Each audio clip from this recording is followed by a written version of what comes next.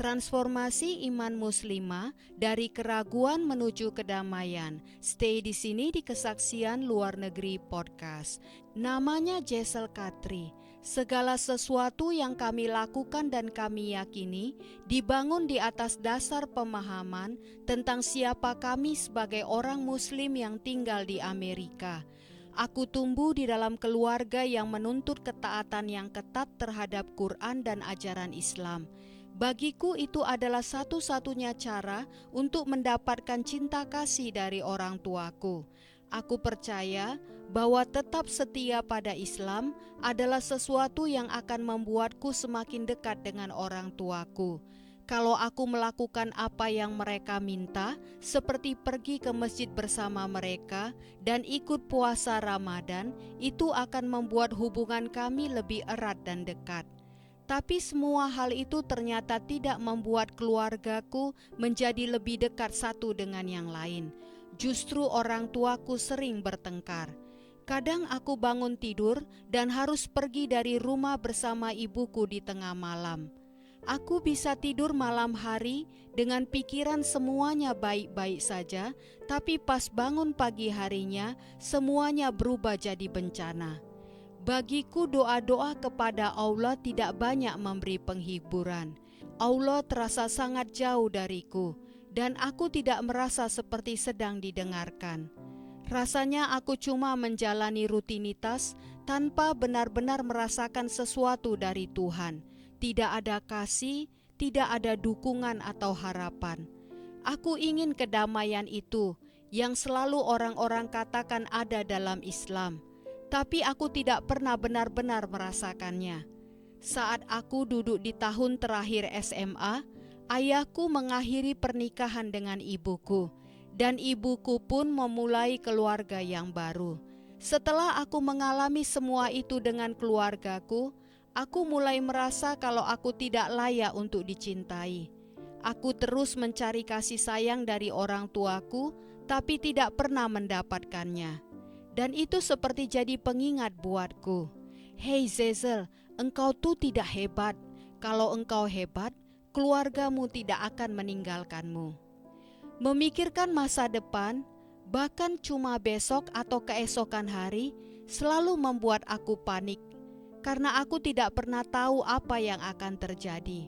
Waktu kuliah, aku mulai kerja paruh waktu di sebuah sekolah swasta. Saat itu, aku rasakan kecemasanku sudah berkembang menjadi serangan panik yang parah. Bayangkan engkau melihat mobil yang mau menabrakmu, dan mobil itu tidak melambat atau berusaha berhenti. Rasanya seperti itu, tapi terus-menerus. Aku benar-benar merasa seperti akan mati. Detak jantungku semakin cepat, tubuhku mulai berkeringat, dan rasanya ada kegelapan, seperti awan hitam menggantung di atas kepalaku. Di saat-saat seperti itu, bukan Allah yang memberiku penghiburan, tapi seorang administratur sekolah bernama Connie. Dia seorang Kristen. Setiap kali aku mengalami serangan panik di tempat kerja, dia akan berdoa bersamaku. Dan setiap kali itu juga, aku merasakan kedamaian yang dalam.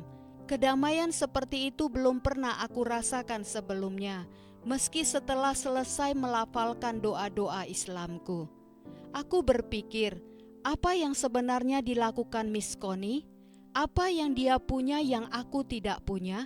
Apapun itu aku menginginkannya.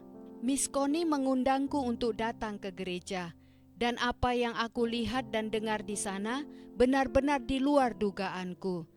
Selama kebaktian di gereja itu, aku mendengar tentang penebusan, bagaimana Yesus mati untuk dosa-dosa kita. Sebagai seorang Muslim, aku tidak benar-benar mengerti kenapa Yesus harus mati. Rasanya seperti, apa mungkin ini benar? Hal itu menjadi sesuatu yang perlu kupikirkan. Beberapa bagian dari Al-Quran ternyata salah menggambarkan apa yang sebenarnya dipercayai oleh orang Kristen. Al-Quran tidak menggambarkan kekristenan secara utuh dan benar. Hal itu membuatku mempertanyakan banyak hal, bahkan semakin banyak.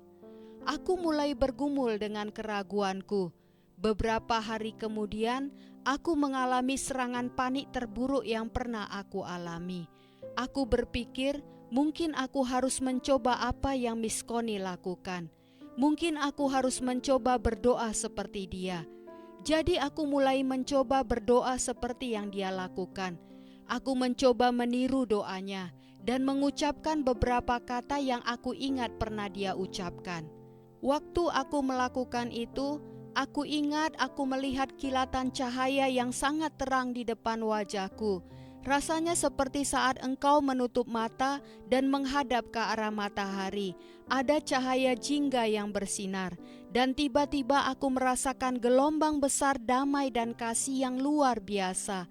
Aku langsung tertidur seketika, padahal tidur sama sekali bukan hal yang ada di pikiranku saat itu.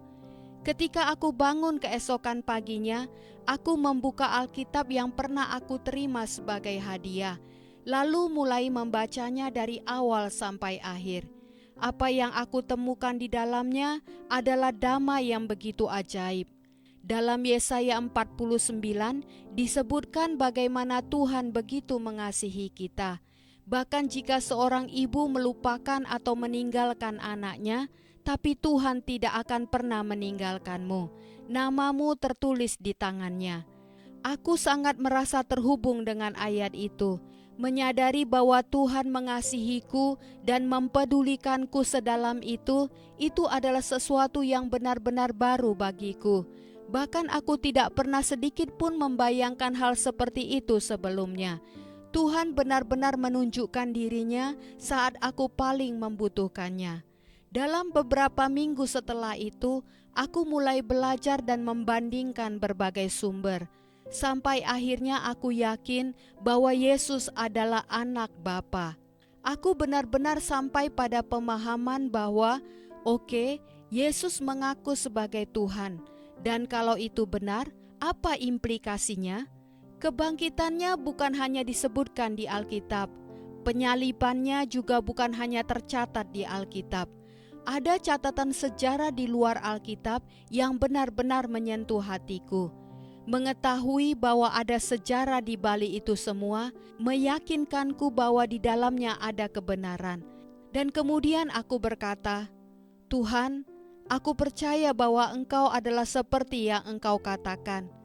Aku percaya bahwa Engkau adalah Yesus, dan aku percaya bahwa Engkau adalah Tuhan. Aku minta maaf atas hal-hal yang telah kulakukan yang menyakiti hatimu. Aku begitu bersyukur karena Engkau telah membawaku pada pengenalan akan siapa Engkau sesungguhnya. Dan aku menerima Engkau sebagai Tuhanku. Dan sejak hari itu, setelah itu, aku tidak pernah lagi mengalami kepanikan dalam bentuk apapun.